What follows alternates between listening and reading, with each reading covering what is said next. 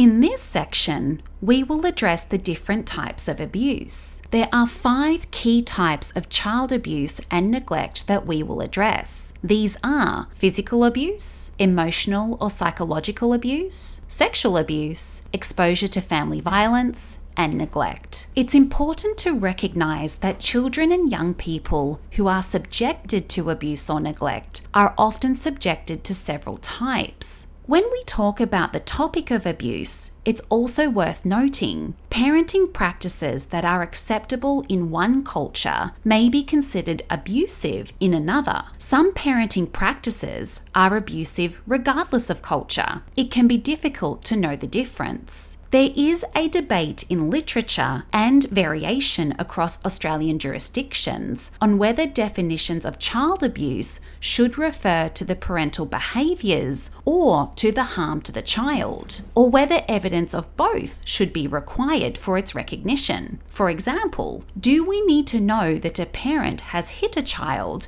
and for there to be a resulting injury to constitute physical abuse? The child protection legislation used in many Australian jurisdictions defines child abuse as a behaviour or action that causes a child significant harm. It can be difficult to know the point at which a child is suffering significant harm. When addressing the topic of disclosures, which we'll do in greater detail later in the course, with the above in mind, practitioners must draw on their research, their experience, using empathy and listening well in order to exercise good professional judgment as they work with each unique child in each unique context.